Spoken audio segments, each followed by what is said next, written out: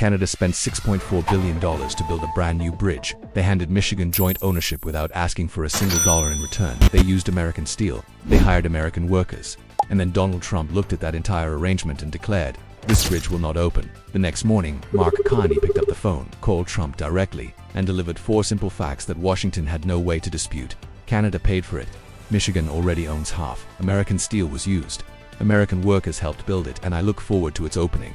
That was the entire response. No panic, no dramatic press conference, no political meltdown, no concessions, just a calm list of undeniable facts, delivered to a president who had made public claims that were incorrect on nearly every level. And the reason Trump ended up in that position reveals everything about who is really steering this trade war and who is quietly profiting from it.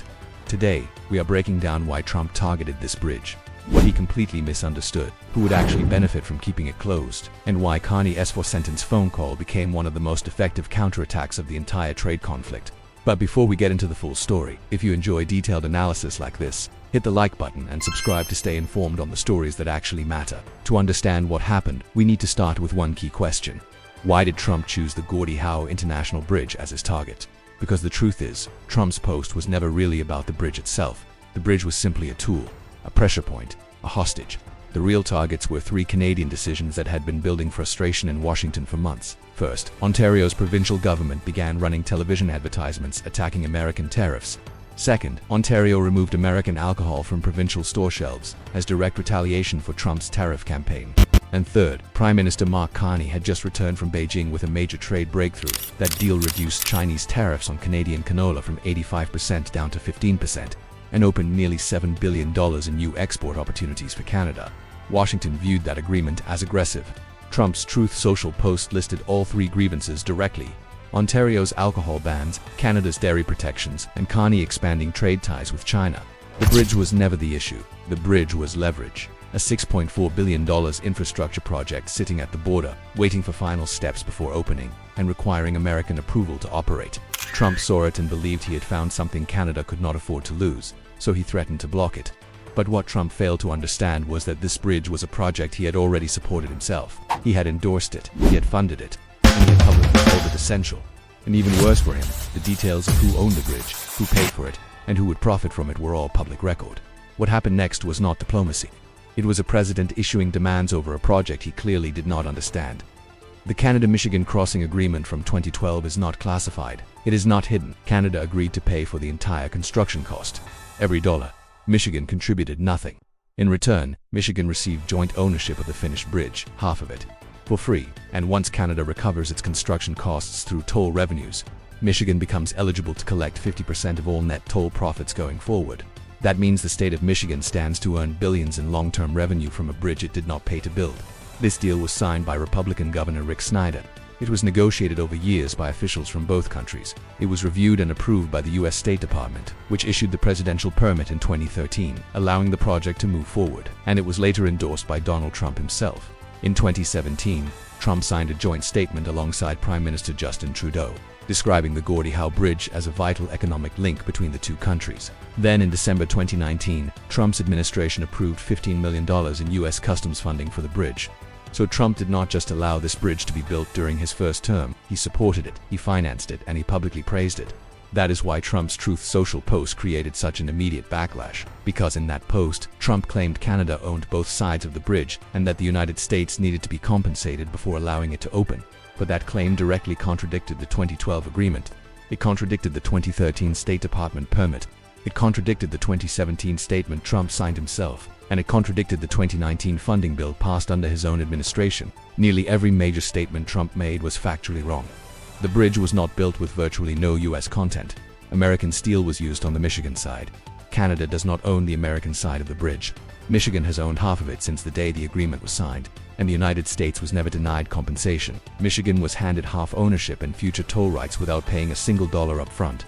Even officials in the region were stunned. Windsor Mayor Drew Dilkens said he could not believe what he was reading. Rick Snyder published a column in the Detroit News correcting Trump's claims point by point. The Republican governor who negotiated the deal was publicly fact-checking the president. of the United States over an agreement Snyder personally helped design. And then the bigger question emerged. Who benefits if this bridge stays closed? Not Canada, not Michigan, not the US federal government. The only clear winner is the Marone family of Detroit. In 1979, Manuel Matty Marone acquired the Ambassador Bridge, the existing crossing between Detroit and Windsor. That single bridge became a near-total monopoly on commercial truck traffic between the two countries. The tunnel connecting Windsor and Detroit does not allow commercial trucks, so for decades nearly every major shipment moving between Canada and the United States had no choice but to cross the Ambassador Bridge. That monopoly generated over $60 million per year in toll revenue for more than 40 years. When Canada began planning a publicly owned replacement bridge, the Marone family understood the threat immediately. They spent the next 20 years fighting the project at every level. They spent $30 million backing a Michigan ballot initiative that would require voter approval for any new bridge construction. It failed. With 60% voting against it, they launched multiple federal lawsuits claiming exclusive rights to any Detroit-Windsor crossing. They lost every case, including a Supreme Court appeal that was never even accepted for review. They ran television ads on Fox and Friends during Trump's first term, directly urging him to cancel the project. Trump did not cancel it. Instead, his administration funded it and called it vital. But Rick Snyder's Detroit News column made one point crystal clear. If Trump succeeded in blocking the bridge now, there would be one major winner, the Marone family. Snyder stated it plainly. Blocking the bridge does not hurt Canada the most. It primarily hurts Americans. And it hands a victory to the private family that has spent 2 decades trying to stop the project from opening. And that is exactly why Michigan's political leadership pushed back so hard. Because this was not Canada fighting Trump. This was Michigan fighting Trump. Michigan House Speaker Matt Hall, a Republican, told reporters that there was already a bridge owned by an American family and suggested that those owners could also become targets of Canadian retaliation. The Marone family was being mentioned in public press briefings about why blocking the Gordie Howe Bridge was supposedly a smart strategy. Yet the White House never addressed the connection. No one explained how blocking a bridge that benefits Michigan workers, Michigan supply chains, and Michigan manufacturers could possibly serve the state's interests more than it serves the interests of one billionaire family that has collected monopoly tolls since 1979. Trump's threat was meant to show American power. Instead, it revealed something else. Michigan was not willing to follow the president into a fight against its own economy. Democratic Senator Elissa Slotkin was blunt. She said canceling the project would have serious consequences for Michigan businesses, supply chains, and consumer costs. She accused Trump of punishing Michigan residents for a trade war he started. Governor Gretchen Whitmer, who had maintained an unusually cooperative relationship with Trump during his second term, also refused to stay quiet. Her press secretary, Stacey LaRouche, released a statement emphasizing that the bridge was about jobs, good jobs for Michigan workers. A major benefit for Michigan's auto industry. The statement pointed out that Canada financed the construction. Union workers on both sides built it, and the bridge operates under joint ownership. Whitmer's office called it a powerful example of bipartisan and international cooperation. The Canadian Chamber of Commerce also issued a warning. They said blocking bridges is self-defeating. Modern border infrastructure strengthens shared economic security, and the path forward is building trade corridors, not tearing them down.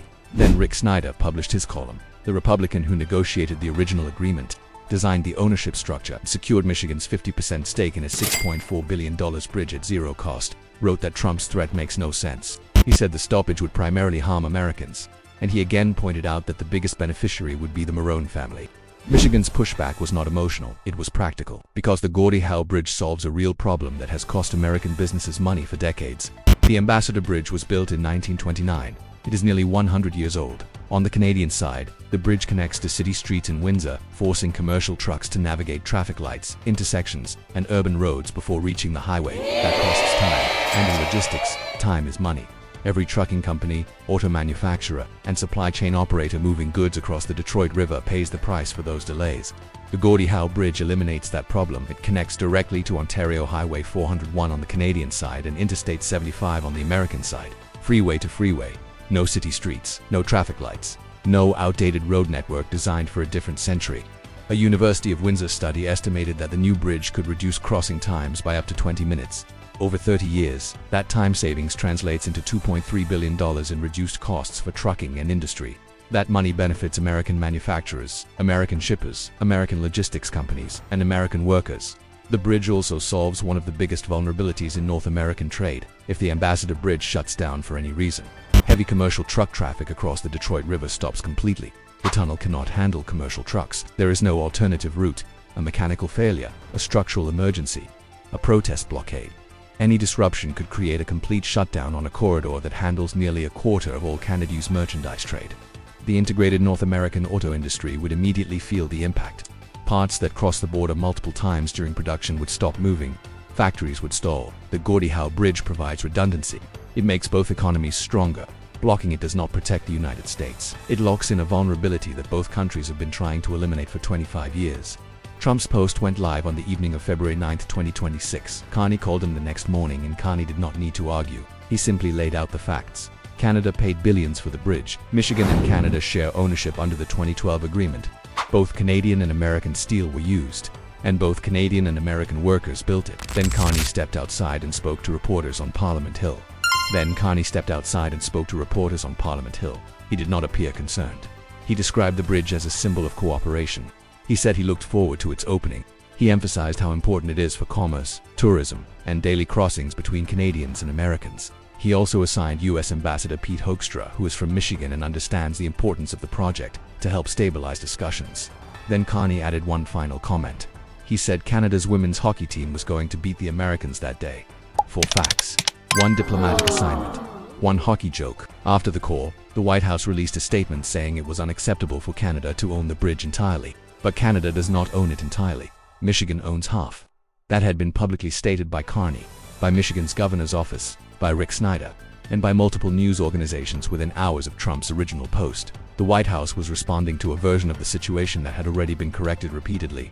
Carney did not threaten counter-tariffs. He did not escalate the crisis. He simply corrected the record, calmly, and moved forward. That was strategy, not surrender. And the difference matters. There is still one question the Trump administration has never answered. Not in any press briefing, not in any interview, not in any White House statement. In 2017, Trump signed a joint statement calling the Gordie Howe Bridge a vital economic link. In 2019, his administration approved funding for U.S. Customs support at the bridge. He supported it, he funded it, he praised it. Then 9 years later, he threatened to block it. The bridge did not change. The ownership structure did not change. Michigan's stake did not change. The economic value did not change. The only things that changed were these. Carney signed a deal with China. Ontario banned American alcohol, and Trump decided the bridge would become a hostage. Rick Snyder summarized the situation perfectly. He said blocking the bridge would primarily harm Americans. It is ineffective leverage because the pain would fall on Michigan workers, Michigan businesses, and Michigan's auto industry. And the one party that benefits is the Marone family, which spent 2 decades and $30 million trying to stop the bridge from opening. That context is not being discussed in Washington. But it is being discussed in Michigan, it is being discussed in Ottawa, and it is being discussed by anyone who actually read Snyder's column. Trump targeted a bridge that Canada financed, that Michigan owns half of, that American workers helped build, and that American businesses depend on. Carney corrected him in 4 sentences. Michigan's governor, senator, and former governor all pushed back, and the bridge continued moving toward its opening date. That is not what winning a trade war looks like. That is what happens when leverage is chosen without understanding what it costs. Canada built the bridge, Canada paid for it. Canada gave half away, and it is opening anyway.